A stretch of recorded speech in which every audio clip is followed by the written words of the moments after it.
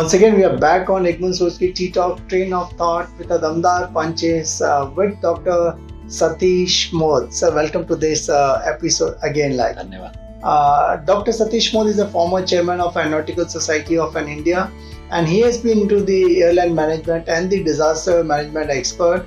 And he had conducted the various sessions on personality development based on Guna's concept like Sattva, Rajesh, and Tamas, and also an Indian author.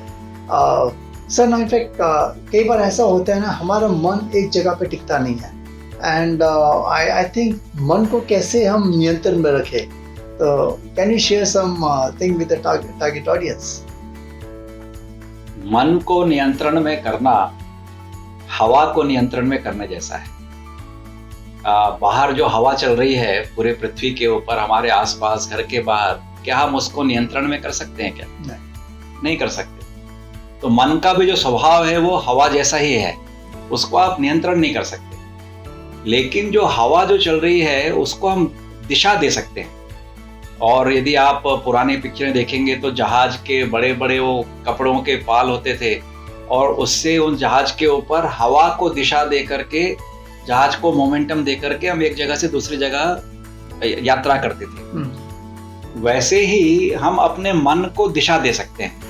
यदि कोई सोचे कि मैं मन को control कर सकता हूं, तो वो बहुत ही अपने स्वप्न की दुनिया में जी रहा है. मन का स्वभाव कैसा है? अपने यहाँ वेदों में कहा है कि मन जो है वो मंकी जैसा होता है, बंदर जैसा होता है.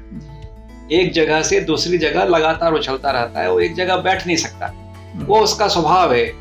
और अपने यहाँ तो ये भी कहा है कि यदि ऐसे बंदर को यदि बिच्छू ने काट लिया, अभी बिच्छू के काटने का आपको पता होगा, यदि आपको नहीं कर, शहरों में रहते हैं तो नहीं पता होगा, लेकिन जो गांव में रहते हैं उनको आप पूछेंगे, बिच्छू का काटने का दर्द इतना जबरदस्त होता है कि व्यक्ति एक पल के लिए भी जगह पर नहीं रह सकता, यहाँ से वहां भागता रहता है, इतना बड़ा दर्द होता है. तो मन की जो चंचलता है वो तो बंदर तो है ही, उसको भी, बंदर को भी बिच्छू ने काट लिया तो कितना चंचल हो जाएगा. उतना चंचल अपना मन होता है. और फिर अपने बहुत सारे बड़े बड़े विद्वान अपने को मिलते हैं और कहते हैं कि इस मन को कंट्रोल करो. बड़ी असंभव सी बात है. लेकिन मन जो है उसके बारे में हम अवेयर हो सकते हैं. मतलब उसके बारे में हमको यदि धीरे धीरे अनुभूति होने लगे कि मेरा मन जा रहा है, तो हम उसके बारे में उसको हम दिशा देने का काम कर सकते हैं. लेकिन यदि हमको अवेयरनेस ही नहीं है कि हमारा मन कहाँ जा रहा है और कैसे काम कर रहा है, तो मन हमको चलाता रहेगा. स्वामी चिन्मयानंद जी अपने जब भगवत गीता के ऊपर गीता ज्ञान के करते थे तो बताते थे कि हमारा शरीर जो है, शरीर, मन और बुद्धि, इन तीनों के द्वारा हम काम करते हैं. लेकिन वो ऐसा मजाक में कहते थे कि शरीर की शादी जो है वो तो बुद्धि से हुई है. बुद्धि को सब पता है अच्छा और बुरा क्या है, और शरीर उसके हिसाब से काम कर सकता है. लेकिन वो हमेशा हमेशा मन के साथ भाग जाता है. जो थर्ड जो रहते हैं ना, वो अलग से जो रहती है, वो तो मन जो है वो है, वो उसके साथ में शरीर भाग जाता है. हमको सब लोग बार बार बताते हैं कि भाई आपको डायबिटीज है, मीठा मत खाओ. बुद्धि कहती है मीठा मत खाओ, लेकिन मन कहता है यार एक आधी गोली और खा लूंगा और क्या होगा. तो मन जो है वो इस तरह का उसका स्वभाव है. तो मन को नियंत्रण में करने का तो आप प्रयास न करें. मन के बारे में अवेयरनेस यदि आ जाए, यदि आप यहाँ पर बैठे हैं, मन आपका भाग गया, आपको पता नहीं है. जैसे मैंने कई बार देखा है कि मैं क्लास में पढ़ाता हूँ तो 50-60 लोग क्लास में बैठे हैं, उनके चेहरे से मालूम चलता है कि शरीर उनका यहाँ पर है लेकिन मन कहीं और है. लेकिन कई बार आप यदि प्रयास करेंगे, जो अच्छे बच्चे होते हैं उनमें क्या अंतर रहता है कि जो 1 घंटे की जो क्लास है उसमें अपने शरीर, मन और बुद्धि को वो एकाग्र चित्त से ला करके उसके अवेयरनेस के साथ में पूरा सुनते हैं. जब वो शरीर, मन और बुद्धि को इकट्ठे ला करके क्लास में बैठते हैं तो उनको पूरी बात समझ में आ जाती है.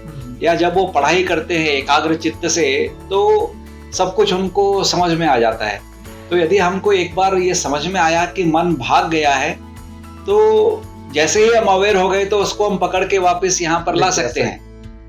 तो अवेयरनेस के बारे में हमको ज्यादा चिंता करनी चाहिए. मन को रिलैक्स तो क्या कर सकते हैं, रिलैक्स तो हम हमेशा ही रहते हैं.